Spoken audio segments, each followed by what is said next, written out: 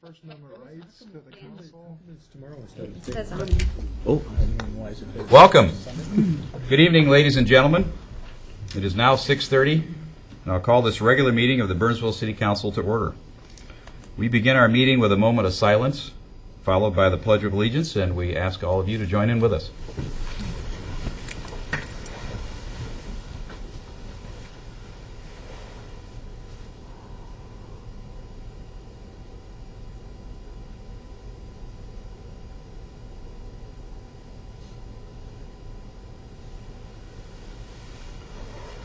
We pledge allegiance to the flag of the United States of America and to the republic for which it stands, one nation, under God, indivisible, with liberty and justice for all.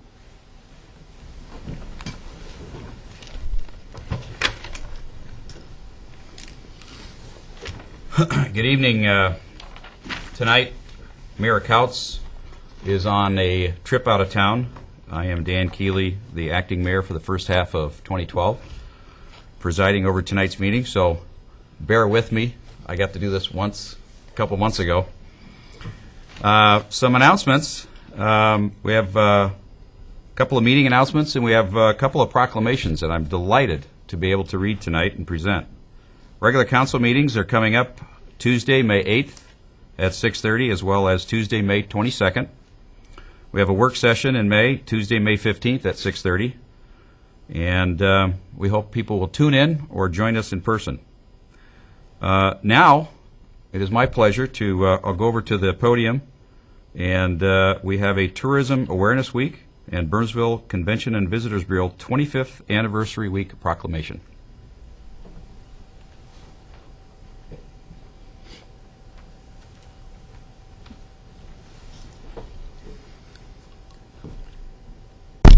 I understand we have someone from the CVB here to receive this plaque.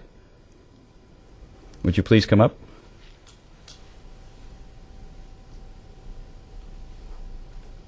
Hi, I'm Dan Keeley. Michelle Rock, Marketing Coordinator. Michelle Rock, Marketing Coordinator.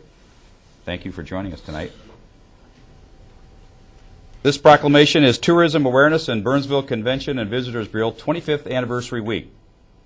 Whereas travel is among the largest private sector employers in the United States, supporting 14.1 million jobs in 2010, including 7.4 million directly in the travel industry and 6.7 million in other industries.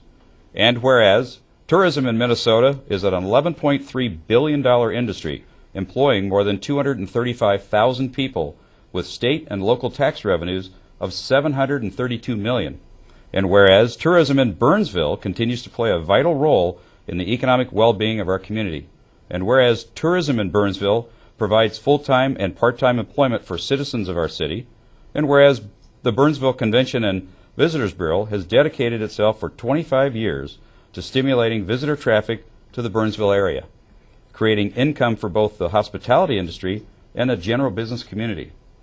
And whereas the city of Burnsville takes great pride in the hospitality it shows its guests. Now, therefore, on behalf of the entire City Council, I do hereby proclaim the week of May 5th to the 13th, 2012, to be Tourism Awareness and Burnsville Convention and Visitors Bureau 25th Anniversary Week in the city of Burnsville, and I urge all citizens to honor and celebrate this special event. With that, I'd like to present you with this proclamation, framed, that you can hang in your office. And do we have anybody here for a photograph? I have an iPhone if you want to take. Mr. Mayor? Yes. I believe one of the board members of the CVB is here, Mr. Warren Mossier. And I don't think he's here for that purpose, but it might be nice to have him in the photograph as well. Absolutely. Would you please join us up here?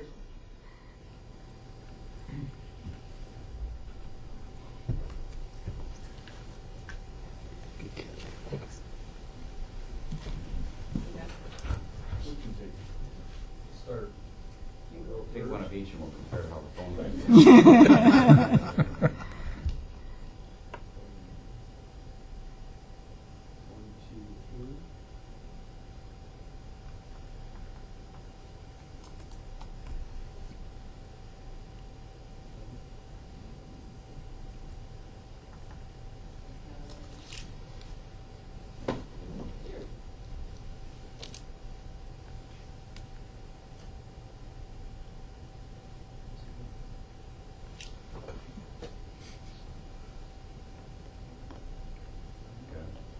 Thank you very much.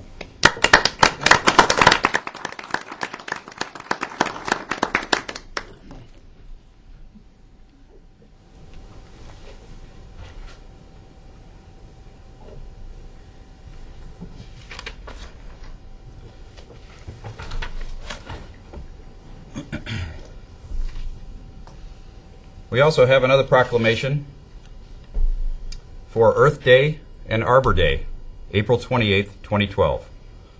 Whereas Burnsville has taken great pride in the quality of our natural environment, including the beautiful shade trees and native plants that enrich our lives in many ways. And whereas we need to practice safe environmental approaches in managing our forests, lakes, wetlands, and open spaces. And whereas Burnsville promotes development that maintains or enhances economic opportunity and community well-being while protecting and restoring the natural environment. And whereas the purpose of the Earth Day Arbor Day celebration is to emphasize the importance of preserving our natural environment through sustainable activities such as recycling, waste reduction, and resource conservation. And whereas Burnsville recognizes the need to protect and preserve the beauty of our community by promoting good stewardship of our natural environment for future generations. Now, therefore, on the behalf of the entire City Council, I do hereby proclaim April 28th, 2012 as Earth Day and Arbor Day in the City of Burnsville.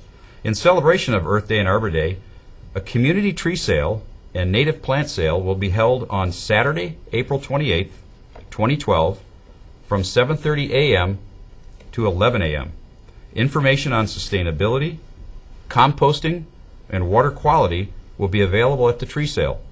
We encourage the entire community to participate in this event.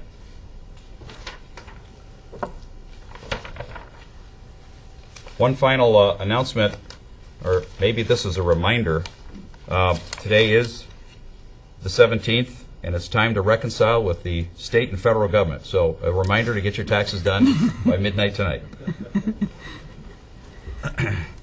Now we're at the portion of the meeting where we allow citizens to come up and speak on anything that is not on our current printed agenda. This is an opportunity to come up and utilize the podium, the camera, the microphone, and all the citizens that tune in and deliver a message to the council or to the greater community. Is there anyone who would like to speak tonight?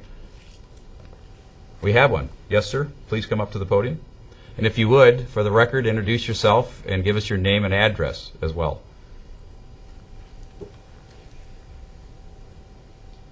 Good evening. Acting Mayor Dan and distinguished single council members, officials, and guests, and anybody that's watching. My name is Jim Schmidt, and I'm a member of the Burnsville Rotary Club.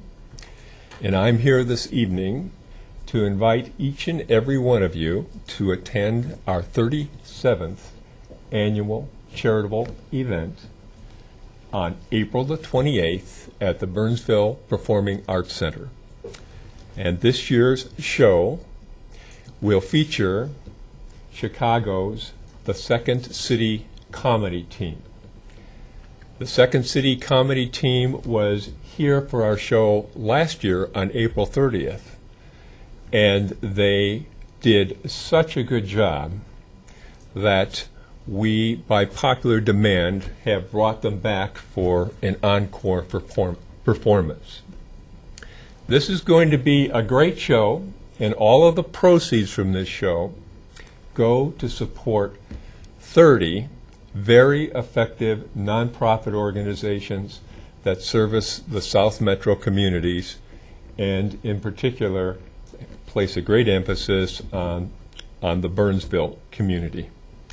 This is a slightly different fundraising event from many others in that our fundraising event is one that wants to invite everybody in the South Metro area, and certainly everybody in Burnsville, to attend and to have a great time at a fun event. And in conjunction with Rotary, because of their presence there, help us give back to the community by giving to us at the comedy event. Now, this event the doors open at 6 p.m., and the Comedy for Caring Second City performance starts at 8 p.m. And between 6 and 8 p.m., you would get to see a terrific 18-piece live jazz band that's called the Big Band. Its members are all volunteers. Most of them are high school music teachers from all over this area. And I'm here to tell you that if you enjoy jazz music live, you won't see a better performance than this one. And while you're listening to the music, you will be served free appetizers, a complimentary beverage. You will get to participate in a terrific silent auction that's got all sorts of great values and some tremendous funky items that you'll enjoy seeing even if you don't buy them. Also, you'll be able to participate ever so briefly in a short live auction featuring some great getaway places. How are we able to do this and only charge $36 for a ticket and have this opportunity? We're able to do this because Rotary has some very fine sponsors. Most of them are businesses that operate in the Burnsville community. And I can't mention all of them, but all of them share in Rotary's mission that it's important to give back to the communities that we serve. I do want to mention two that make this particularly productive for us, and they are, number one, not necessarily in order of importance, the Walser Foundation. And the Walser Foundation is responsible for paying our bills at the Burnsville Performing Arts Center and all of the appetizers and the complimentary beverages that people will have.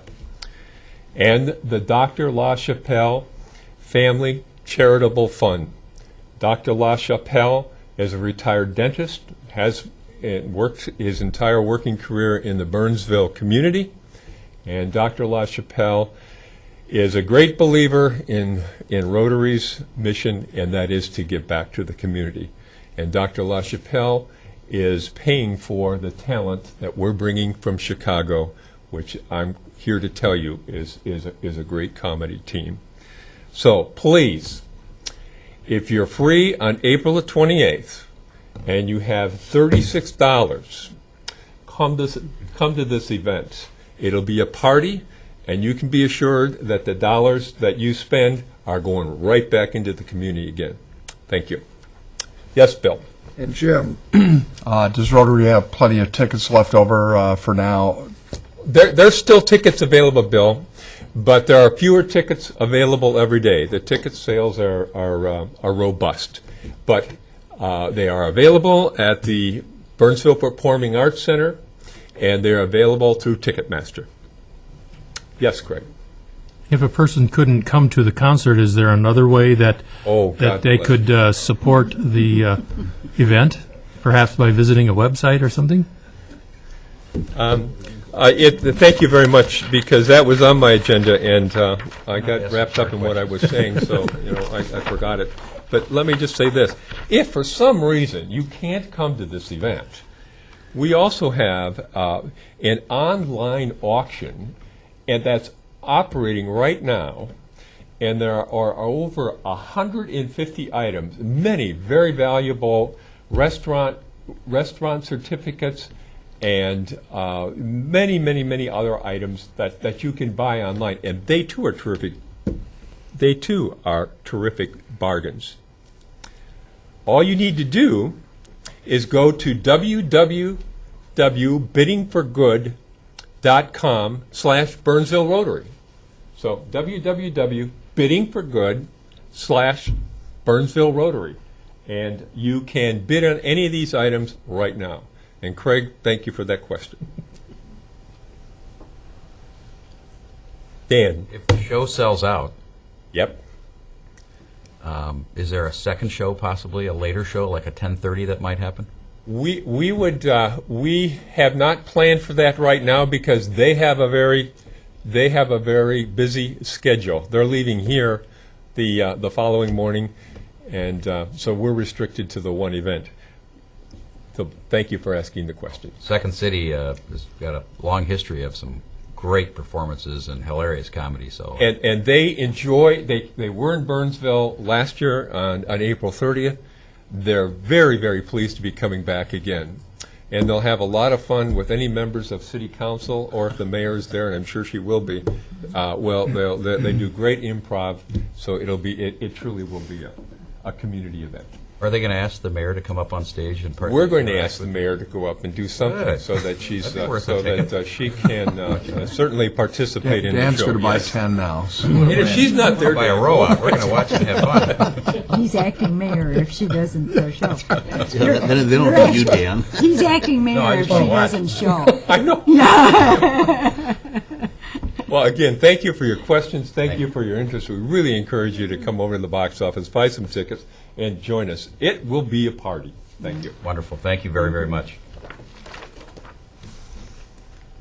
Anyone else from the community? Citizen comments? Open mic night. Come on up. Okay. With that, we will move on. Next portion, we're going to find out if there's any additions to our final agenda.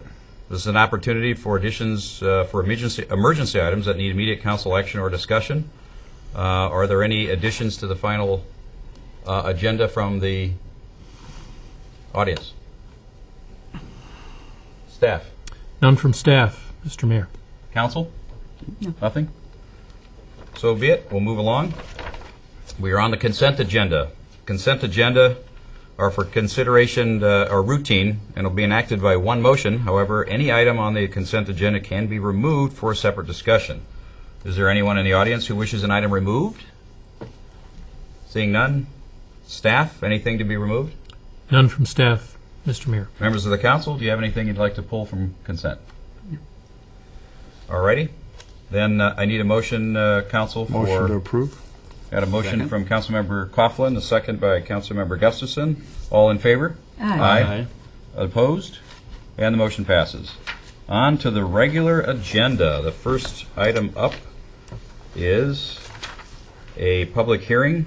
We're going to consider a resolution adopting an official map for the future Cliff Road West, located east of DuPont Avenue and south of Cliff Road.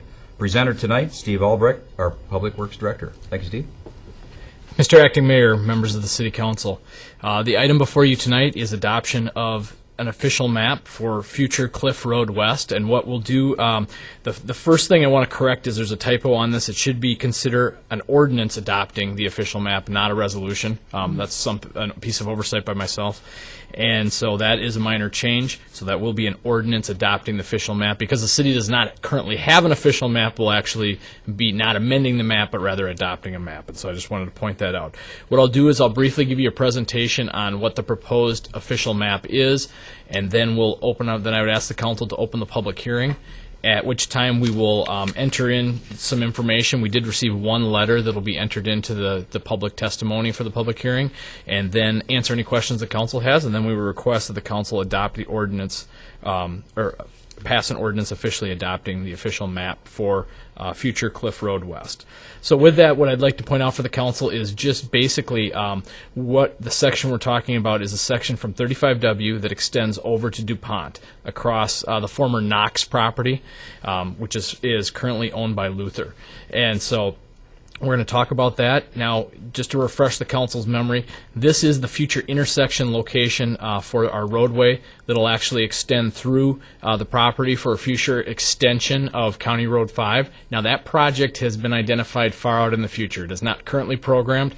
We estimate that that could be anywhere from 15 to 20 years out at some time when the quarry develops and that area develops, and even longer, actually. So, but with that, we do need to make this important connection, and we'll we'll zoom in on that so the council can see that. A couple of things that we want to note that came up at the Planning Commission. The Planning Commission did recommend, number one, that this is consistent with the city's comprehensive plan. That's an important first step. And number two, that the City Council adopt the official map. Questions came up about how we located this intersection, and that it appeared that there was some additional room here that maybe we could squeeze it a little bit closer, because this does impact the Knox property for development. One of the things that we've been working on this year, as you're aware, is the Washburn crossing just to the west, and we've been working very closely with Union Pacific Railroad for that crossing. As part of that process, the city staff has become very familiar with what the requirements are and what will be permitted and won't be permitted with Union Pacific. We also want to ensure that this is a safe crossing. That's obviously one of the most important things. We have large trucks that would be crossing in this location, and so with that, we need to ensure, number one, that if trucks are crossing, they have a freeway right turn to get out of the railroad area that wouldn't be inhibited by any oncoming traffic. We also, Union Pacific will not permit us to widen this crossing, and so we have to limit our work for road widening to each side of the crossing. At such time this road is constructed, this is the preliminary design. This obviously is a project that's guided out in the future, so that design would be determined in the future. But we want to be as consistent as we can right now, because this determines the limits of what we officially map, and so we want to be as close as possible. So this location of the intersection was set at the minimum safe distance for that crossing to be improved in the future. Not because that's where we wanted the crossing, but that was the minimum distance that we felt was safe to allow vehicular traffic across the crossing, to keep it clear, and to meet Union Pacific's requirements. And so that was the location of the crossing.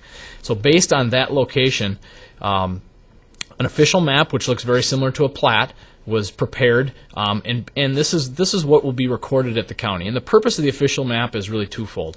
Number one, it's to protect the city from basically future right-of-way escalation costs. And the reason for that is, were the city not to map this, and were some development to occur adjacent to it, or were a permit to come in that was proposing to develop on it, the city would potentially have to pay a higher cost for that right-of-way, because we would be taking property or impacting the use of that property. By mapping this, it's recorded at the county, it goes with the property. Anyone who's interested in developing the property, this will come up as part of a title search.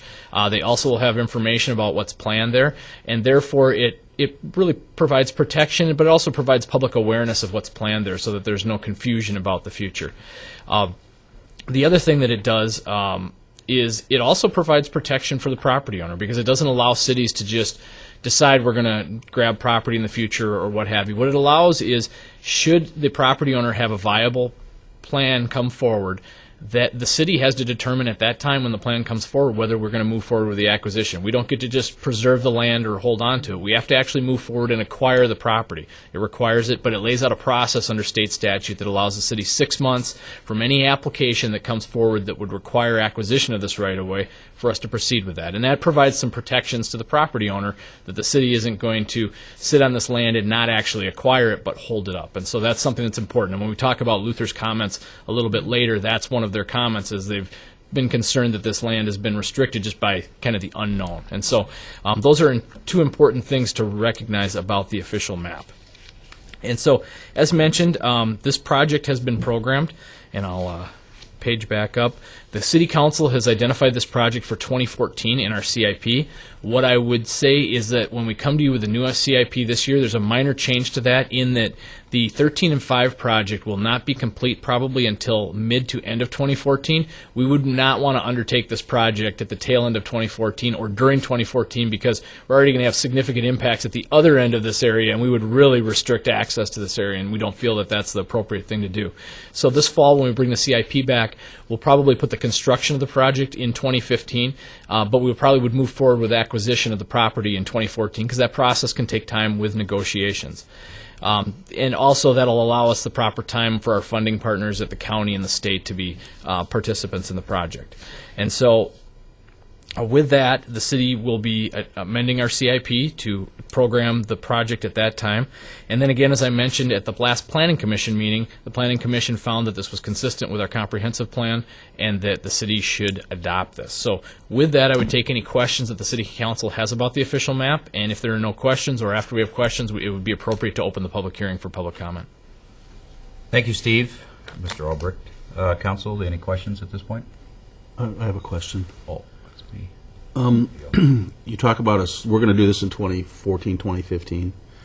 And when I look at the Luther letter and their concerns one of the concerns is if an unexpected delay happens, how does that affect it if we sunset it, or Well, how long can we hold the property owner out, I guess, before we really have to? Well, once we adopt the official map, there's a couple of mechanisms. The first is if they were to move forward with something that required use of that land, we would have 6 months to move forward with the acquisition, or we would have to revoke the official map and allow them to develop the property. So they have a mechanism built into the state statute to protect them from us holding the property. The city council, I've spoken to the city attorney, the city council could, as part of the ordinance, put in a sunset if the city council wanted to, or at some time in the future, if the city decided not to do the project, the city council could at that time revoke the official map too. City council has many options to the official map as far as revoking it. I don't know whether the city attorney wants to weigh in on whether we need to put a sunset date, but that certainly is something the council could consider. To answer the question, I think if you could amend the ordinance subsequently to extend the repeal date or the sunset date. But again, that requires you to identify it, come in and have the ordinance. Given the time frame that we're discussing, it wouldn't be my recommendation not to include a sunset, but to proceed with the amendment to your CIP and the official map. We're dealing with a relatively short time frame. Many official maps, such as for Dakota County, are through large agricultural areas for extension of county roads that are 20 or 30 years out. This project is going to be programmed relatively quickly, but if we put a 3-year time frame in, and then we run afoul of the expectations, are then, well, what happens? Why are you not meeting your 3-year deadline, even if you're just 6 months off? And I don't think that's an issue that's necessary for the council or the city to deal with. Thank you. Any other questions? It appears to me, Mr. Albrecht, that the state statute has provisions in it that protect the landowner from what they allude to, a concern of theirs in their letter to us. Is that a fair statement? That's correct. I think part of their letter was to emphasize their concern that they want some resolution to what's happening on the property. I think if you look at the history that they lay out in the letter, they feel like we've talked about it long enough. If we're going to do it, let's do it. If we're not, allow them to develop the property. I think that was the point they're trying to make in emphasis. But I would concur that they have full protection. The statute is set up to make sure that we don't exploit official mapping as a way of holding on to land without compensating. Great. Thank you very much. At this time, I'd like to open up the public hearing. Is anyone here to speak on behalf of this item? Thank you. Come to the podium and give us your name and address. I have to enter the letter because they are here to speak. Wonderful. Good evening. Thank you. If you could give us your name and address for the record. Sure, Acting Mayor Keeley. My name is Linda McGinty, and I'm Director of Real Estate and Development for the Luther Companies. And I'm Dick Friedrichs. My address is 900 2nd Avenue South, Minneapolis. And I've been Luther's real estate consultant for 17, 18 years. My address, 3701 Alabama Avenue South, St. Louis Park, 55416. Thank you. Thank you for the opportunity to speak before you. Peter Beck, who generated the letter, was unable to join us. Otherwise, I would let him speak because he is much better at this than I am. Thank you for informing us about the state statute provisions. That helps clarify a few things and makes this a little easier for us to palate. One of the other items that wasn't mentioned was access, and I don't know how I show anything. Sorry.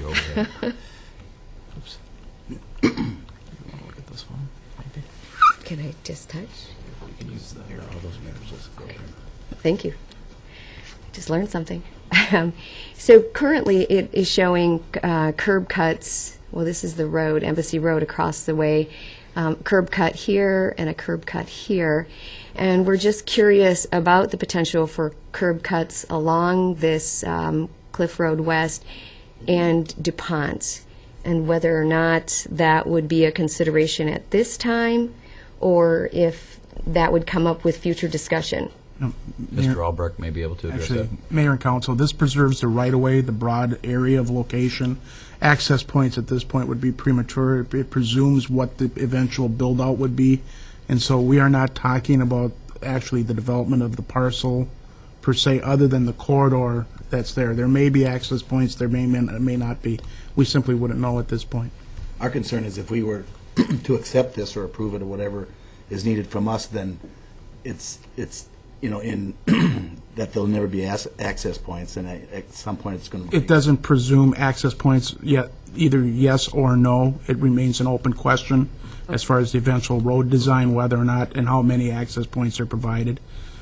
But If I could add, Council, I think what we would plan on as staff, this is a preliminary design. We would certainly want to meet with the owners and work with them to make sure we have a development-sensitive project. And I think our planning department has mentioned that obviously, depending on what the development would be, too, we'd want to leave flexibility to be able to put the appropriate accesses in for that. And so, as the city attorney said, we're probably premature, but we would just want to commit that the city is going to work with the property owner to make sure that we have safe access, but certainly we provide access that's suitable for the property. Thank you, Mr. Albrecht. Councilmember Sherry, did you have something? Well, I don't see any names up, but I'll just Yeah, by I waving didn't, of I hand, didn't that's push fine. that because I didn't want to confuse you.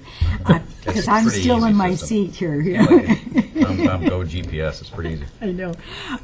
Regarding the access, Ms. McGinty pointed out the access on current Cliff Road, with the current property. So there are two driveways that are shown on this map, but that could change too, couldn't it?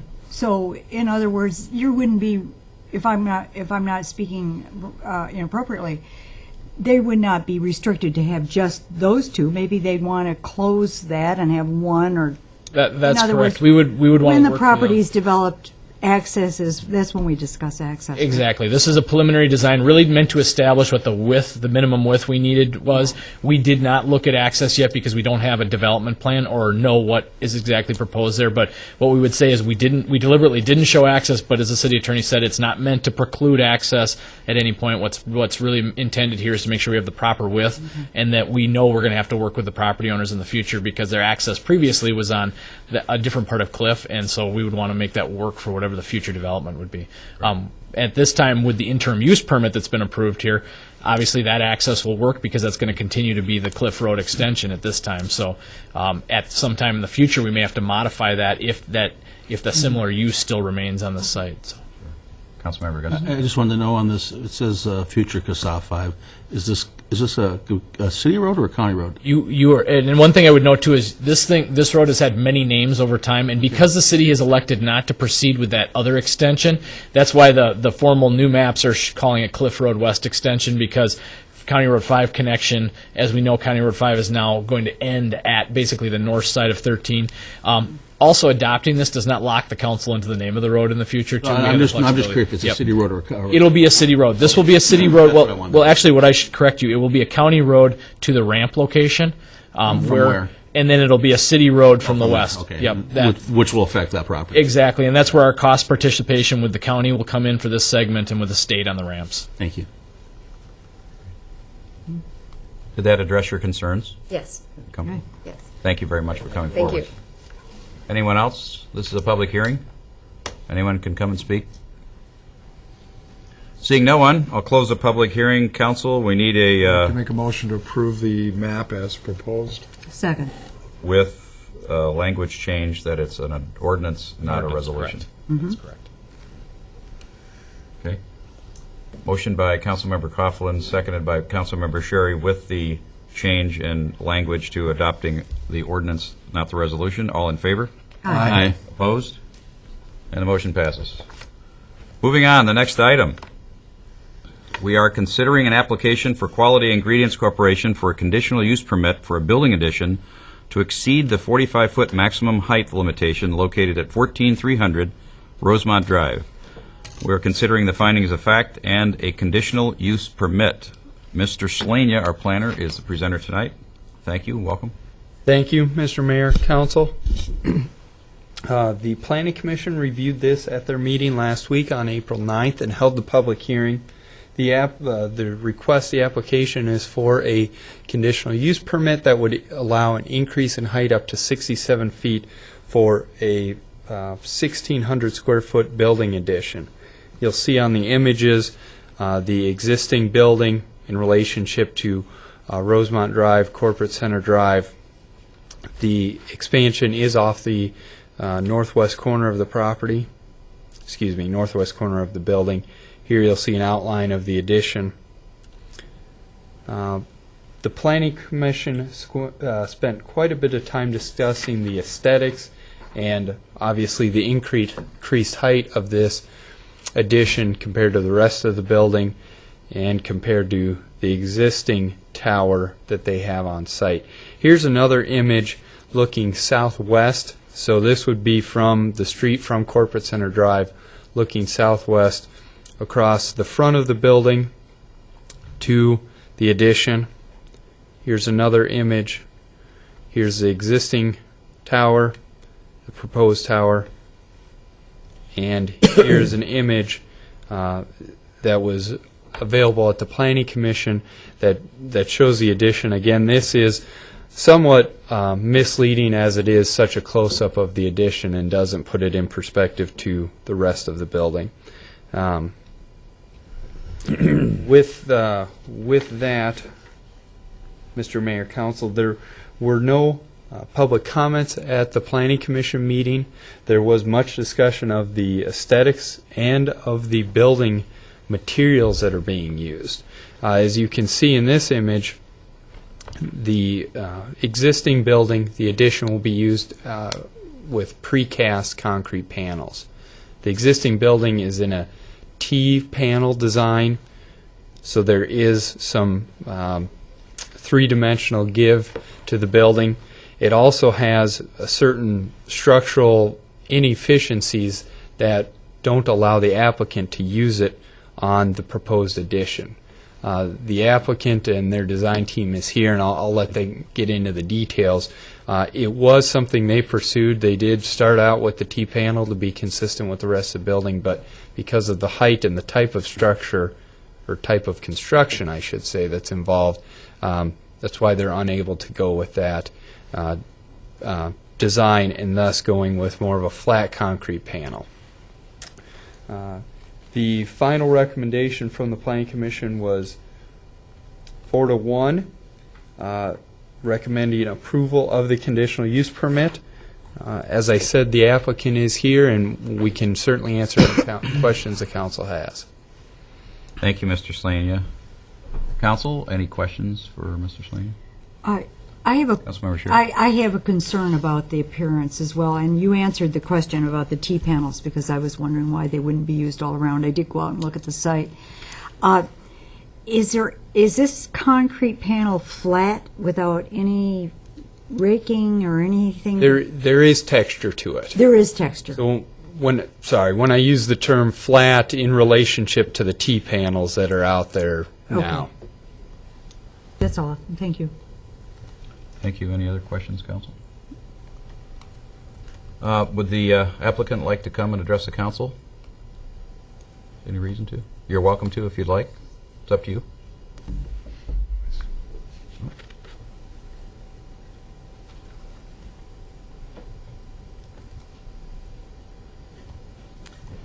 Good afternoon. My name is Isabel Day, and I serve as the president and CEO of Quality Ingredients on 14300 Rosemont Drive. We really just want to take this opportunity to thank you for considering our application this evening. We've been in Burnsville now for several years. We've enjoyed being part of the community. We also want to express our thanks to Chris for all of his assistance in kind of getting us to this point. We appreciate the questions about the aesthetics because we want to remain a good member of the community, and I think Chris did a great job explaining the different options that we were going to consider and where we started out with, but kind of where we ended up given some of the complexity of the structure. So we're hopeful that the final design does meet with your approval, and that we can go ahead and proceed and deliver even more value to the community. So thank you.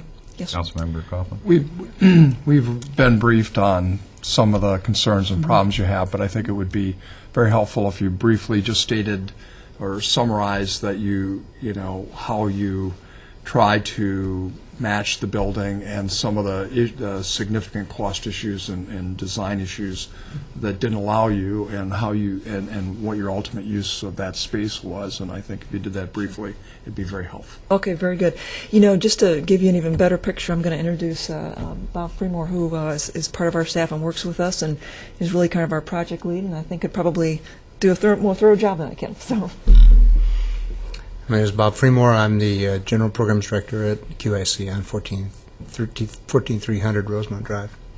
What we did is, in the initial project, we looked at different design criteria for the building to house a specific set of equipment. That equipment requires that we go vertical. We can't really spread this one out. That allows us to move the product from top to bottom. That's the most efficient and the most economical in terms of energy management as well as product management. And so in doing that, by raising that height to be able to accommodate, there's actually 2 spray dryers in this tower. We needed to have a structure that could support not only the building itself, but the equipment inside. And because of the equipment inside and the way it's configured, it actually is cradled in the building itself and carries the weight of the equipment in the building structure. The double T construction was our first choice for obvious reasons, for look and for its convenience for use. But at that height, it becomes very restrictive in terms of how we stabilize the building and carry the materials at the same time. So that was the reason for the change to the fabrication we're looking at now. Great. Thank you very much. Councilmember Sherry? Well, thank you for that explanation, because when I drove out to see the building, I thought, this is really a handsome building for an industrial building and for what you do. And I thought, well, why aren't they carrying that theme through? So this helps explain it, and it's understandable. I'm very glad to know that concrete will be textured. That will help a lot. But I also want to thank you for being in Burnsville with your business and for expanding in Burnsville. We're really pleased and proud of you. Thank you. We're glad to be here, and we're excited to bring some additional jobs to the community. We estimate 20 people, so we're excited about that as well. So thank you so much. Thank you. Thank you very much. Just have one quick question, and you can come back to the podium or not. I think as part of this project, you're adding some scrubbing equipment that would deal with the some of the odor discharge. I know in the past, going back a few years, there's been some residential comments that on certain days, depending on the way the wind's blowing, it smells like Cheetos in their house or something like that. And so I believe you're addressing that with the addition of these scrubbers. So I think that's a good story to tell, and I'm sure there's a lot of residents in that area who would love to hear what you're doing to help reduce that. Thank you, Mr. Mayor. We have been in the process of improving our process over the last 10, 15 years. It's a constant change. We have different products coming in the door. We are a tolling company in many regards, so we're producing for others. And they bring all kinds of different formulations for us to try. Sometimes they're a bit of a surprise for us as well. So over the years, they've done a number of different things to improve that. There are ways to wash the odors out of the air and different components and particulates. There are ways to cleanse those in terms of process. There are ways to add a masking agent so that you don't have the odor transmission. But many of the products still have a odor component, and so we're going to a thermal oxidizer. Thermal oxidizer will serve the existing Burnsville dryer, and that's where we'll concentrate those products. And what the thermal oxidizer basically does is burns or incinerates that odor. There isn't a residual, really, because the odor is not a particulate. We've already washed the particulates out. So we're dealing just with the odor. And this will be used on products that have an odor issue, and they will incinerate those. And that's in the process of being purchased. Our PO will probably be issued by the end of April, and it will coincide with the building of the rest of the building. Great. Thank you very much for the comments. Again, I believe there's people in the residential area surrounding that vicinity who will be very, very happy to hear that news. With that, Council, I need a motion to approve the conditional use permit and the adopting finding of facts. Move to approve. Second. Motion by Councilmember Sherry, second by Councilmember Coughlin. All in favor, aye? Aye. Opposed? And the motion carries. Thank you very much. Council, there is no more work to be done tonight. I need a motion to adjourn. Motion to adjourn. Motion by Councilmember Coughlin. We didn't want to leave. We don't want this to be We're over. having a lot of fun here, Dan. Drag this out for one more minute. Still need a second. Second. Second by Councilmember Sherry. All in favor? Aye. Aye. Opposed? And we are adjourned. Thank you very much for tuning in tonight. Thank you. Thanks for coming.